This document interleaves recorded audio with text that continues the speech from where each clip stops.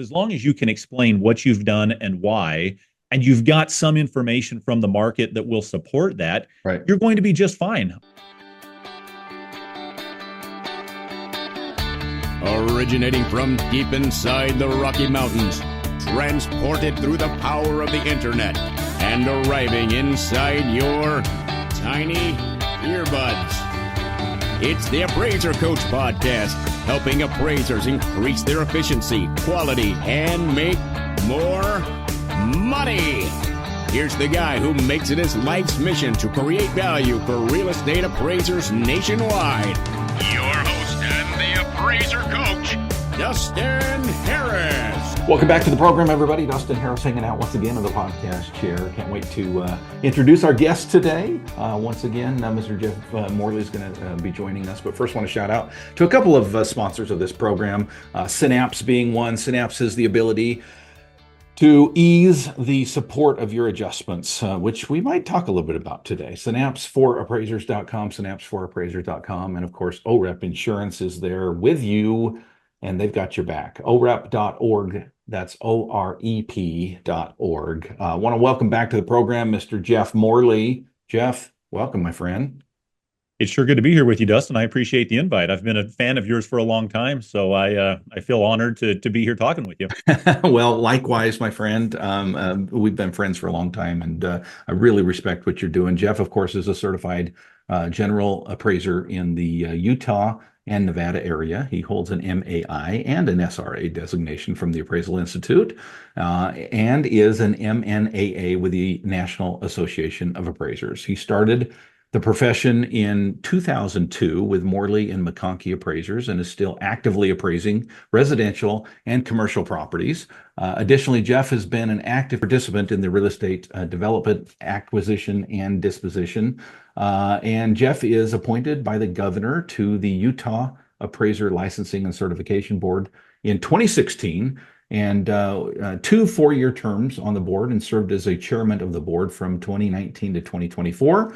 Jeff was elected to the board of directors for the National Association of Appraisers in 2024. Jeff joined Accurity in 2015, initially as served as the executive leadership starting in 2021 as the Chief Knowledge Officer. That's quite a title, Chief Knowledge Officer, the CKO for Accurity Consolidated. In this role, he has helped develop and implement recruiting and training of appraisers and appraiser trainees in various markets across the country.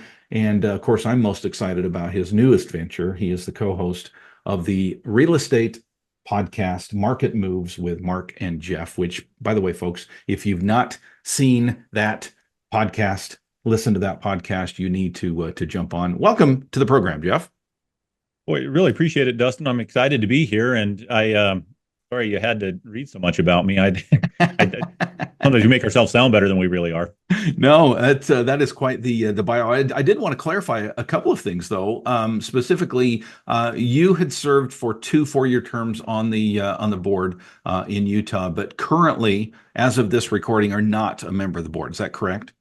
Not quite. My second 4-year term has expired, but they do have a provision that allows a board member to stay in their seat until they have a replacement found. Oh. And what's happened is our division has a new division director, and this is the first board member that she's had to kind of work through the process of replacing. And so I am still an active board member on the Utah Appraiser Board.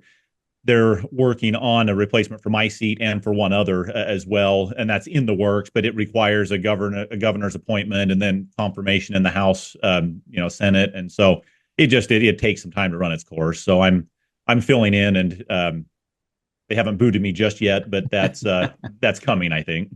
Okay, all right, fair enough. Well, thank you for your service, by the way. That's a long time. What's it like? I've always wondered what it would be like to serve on the state board.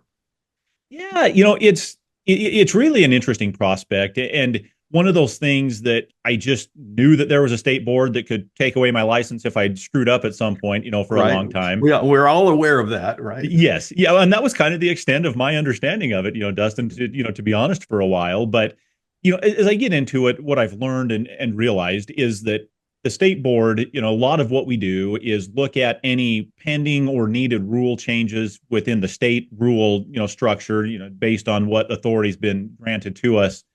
by the state. We adopt and implement USPAP. And so, we have a certain rule making aspect that we, consider. And we've been in Utah updating and working through some changes to rules that impact appraisers and AMCs. That's currently, in the works in the moment, about to come up for public comment period. So we'll hear public comments, we'll deliberate further, and then decide ultimately whether to implement changes or not.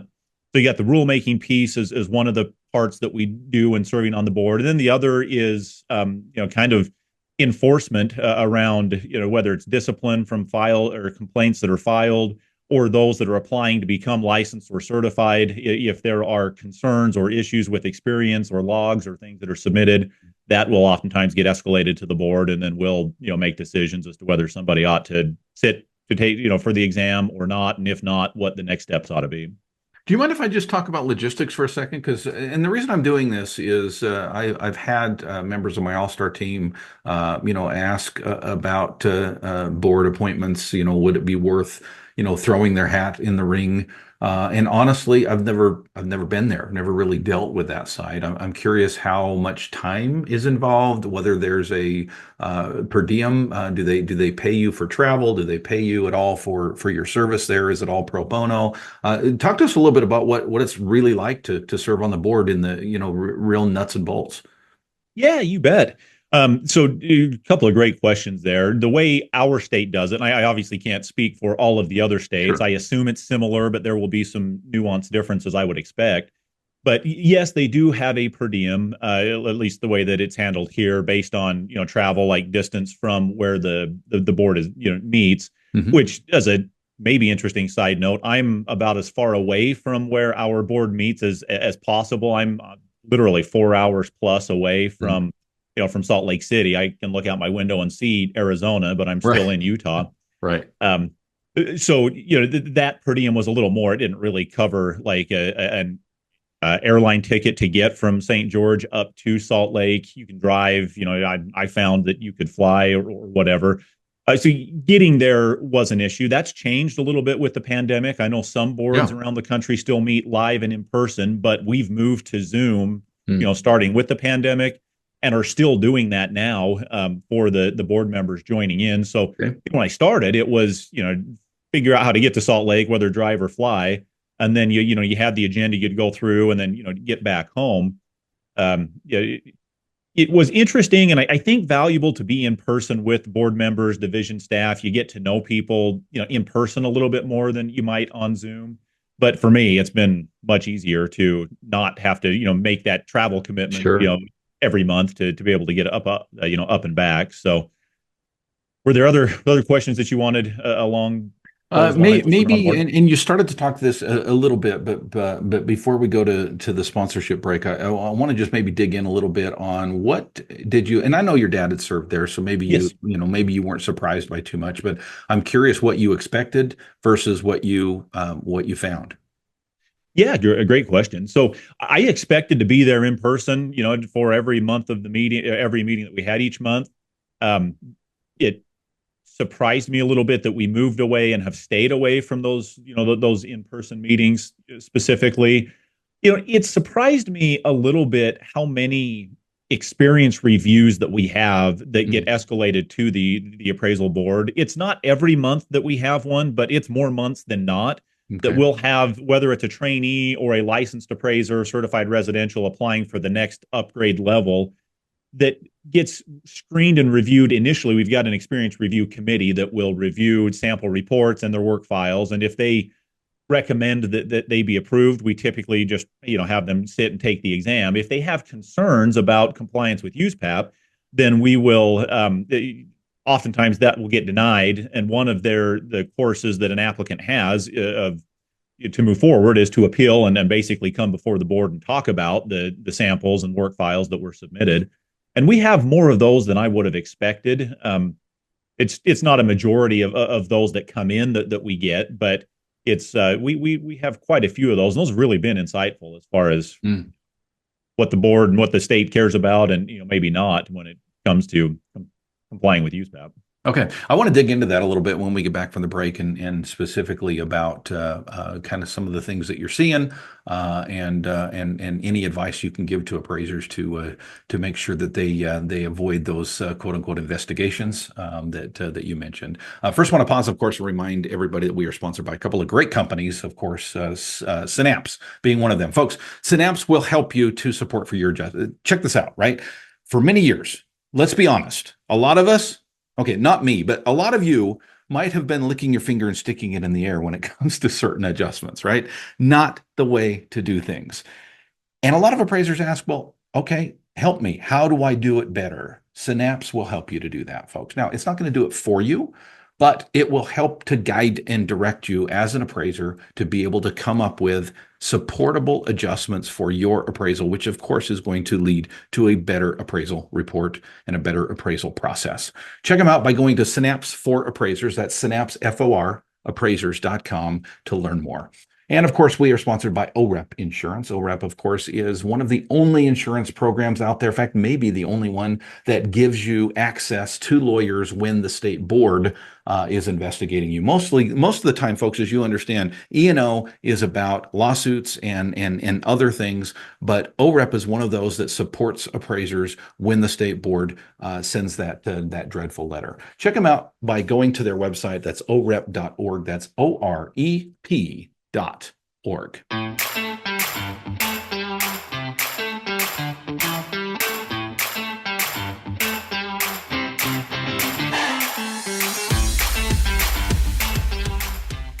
All right, folks, welcome back to the program. Dustin Harris hanging out once again in the podcast chair with another individual in a podcast chair. That is Mr. Jeff Morley. I want to talk a little bit about your podcast, but first, Jeff, I want to dig into this thought, if you will, on the appraisal board. As you dig into both acceptance of new appraisers, so a trainee comes before the board to try to get an upgrade in license. And by the way, I was trained in Utah. My training license was in Utah. I lived in Logan at the time. So I went through that process years ago, back in the late 90s. I'm sure things have changed a little bit since then. But talk to us. So the reason this interview is happening, Jeff, is somebody in Utah, a friend of mine, member of the All-Star team, sent me a document that he had come across in a continuing ed class that turned out to be one of the tools that the appraisal board uses to kind of look at those sample reports for a trainee. And there were some interesting things in there. And you and I reviewed that a little bit off the air. I want to talk a little bit about some of the things in there. Again, kind of a review form, if you will. But first of all, it talked a lot about disclosure. If the trainee assisted, are they disclosed? What are you seeing on this issue at the state level? Yeah, the reason that that's in there, Dustin, is we've had, and fortunately, it was a little more pervasive in the past than what we're seeing now, but we have still seen some recent cases where the trainee, I believe in most cases, is actually doing the work that they're claiming on their log, but they're not reporting or disclosing that significant professional assistance in the appraisal report. And so when the samples come in and we're screening those sample appraisal reports, I mean, I say sample, but they are real appraisals that actually, were sent off to clients in almost every case. Mm-hmm. There's no mention of the trainee being involved, in the appraisal report. And so it leaves us with the question or the concern, did the trainee really participate in that assignment? Right. If they did, then it should have been disclosed, to the client. And part of it is where maybe that the client should know. I mean, that's one of our reporting requirements under USPAP is to report when when significant professional assistance is provided. Right. But also for state licensing purposes, we need to know, did the trainee actually contribute or not? And if so, what parts of the process did they work on? And do those match with what they're claiming hours and credit for on their log towards getting licensed? Right. Let's talk a little bit about that significant assistance. I know there's been a little bit of a debate back and forth with appraisers. Some say that the inspection is just data collection, right? You're there to take pictures and measure and write a few things down about the subject. And others say, no, that's definitely significant appraisal, real estate appraisal assistance. What is the Utah State Board? How do they feel on that particular issue?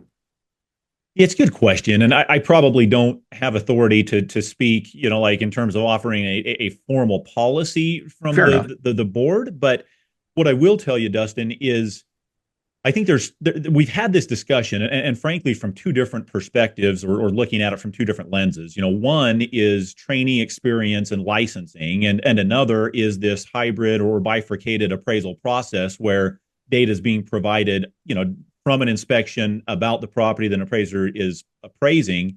And so maybe I'll just share some thoughts on in both of those scenarios. Please. I think from the trainee's perspective in gaining experience, I would hope that what they're providing in most cases is significant professional assistance, meaning that they're doing more than simply taking pictures and maybe even drawing out a sketch or putting in numbers that a supervisor is giving them or something.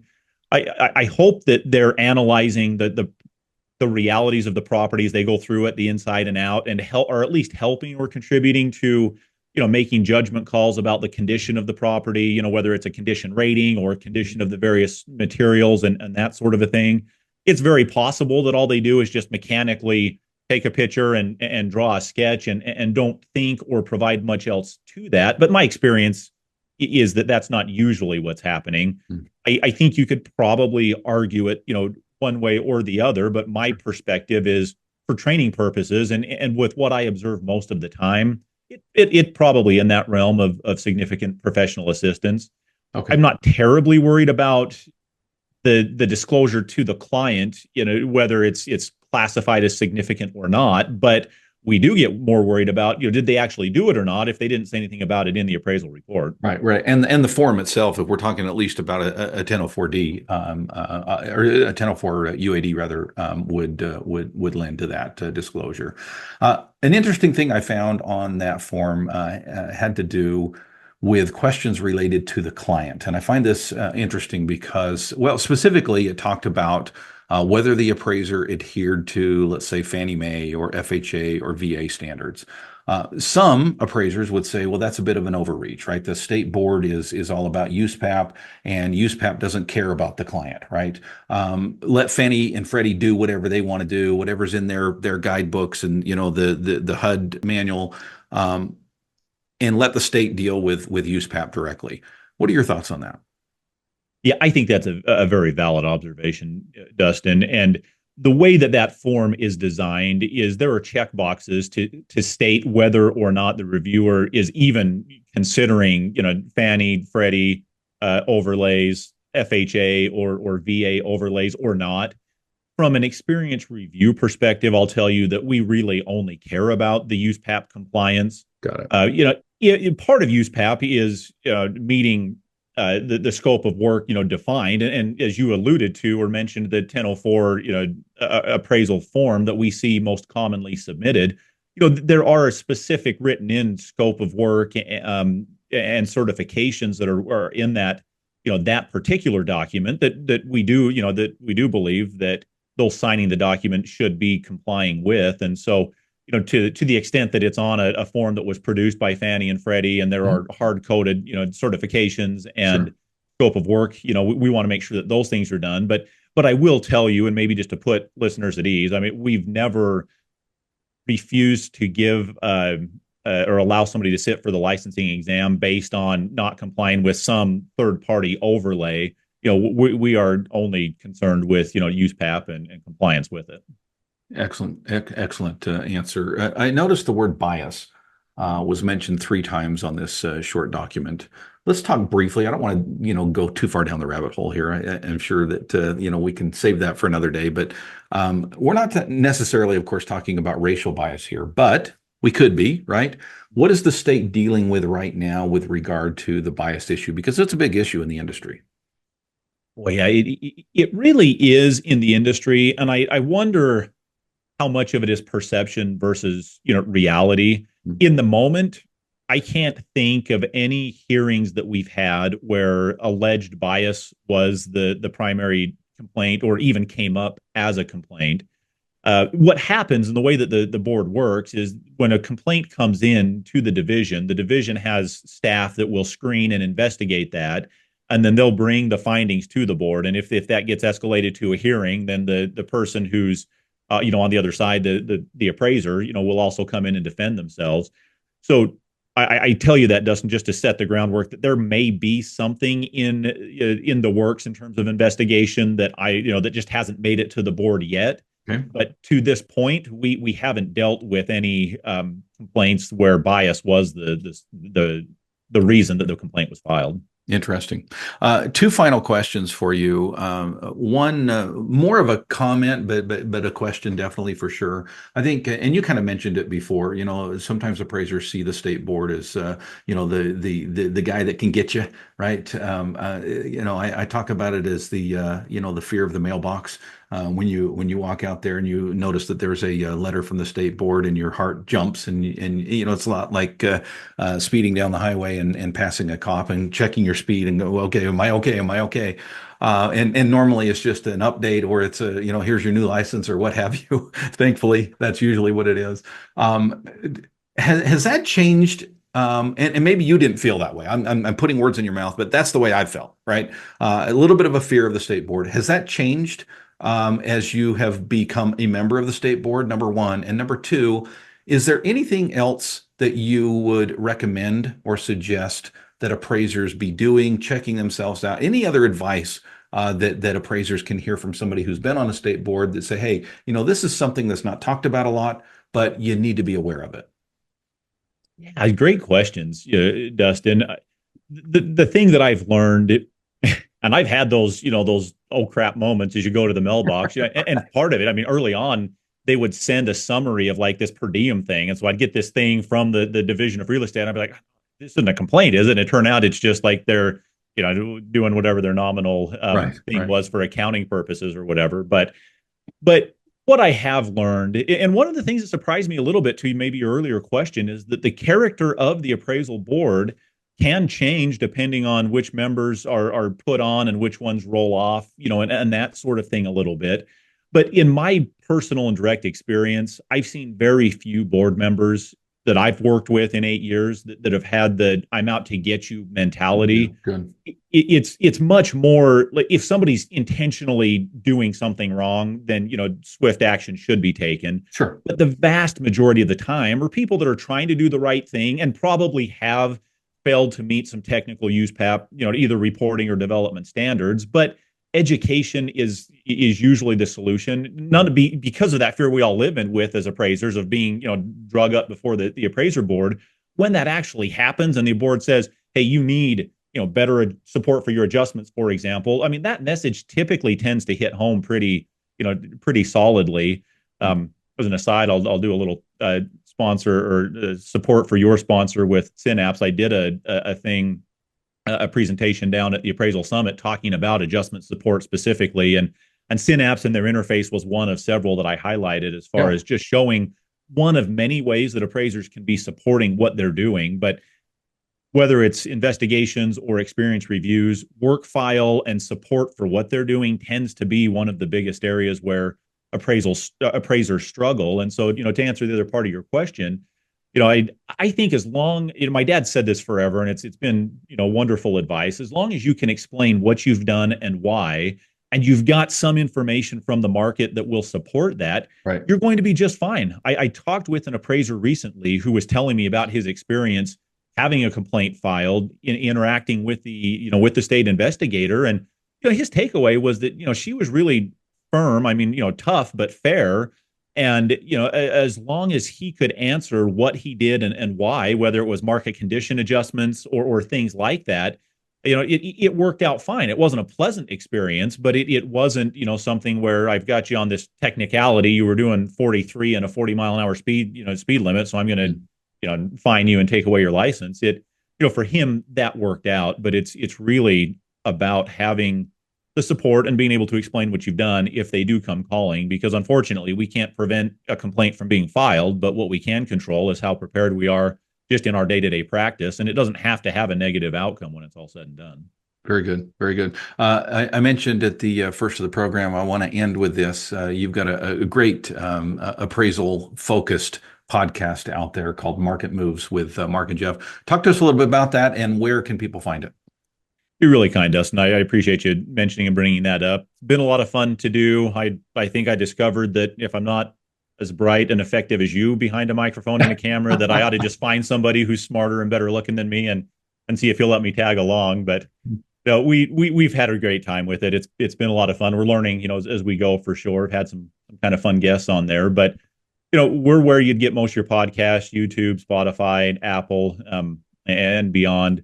Been a lot of fun. A lot of it's just, hey, what is going on out there in the market from an appraiser's perspective. I hope that there's some interest to other market participants, from buyers and sellers to agents and lenders as well. But, we've been talking about, we did a deep dive into Perea, which was just interesting, insightful for us, and have had some other fun guests, a common guest with you with Jim Amarin talking about artificial intelligence in valuation and beyond. So it's been fun. It's kind of a passion project as much as anything, but we're having a great time with it. I love it. The more information out there, the better. And I'm sure you will soar to the top of the charts with you and your good-looking guest.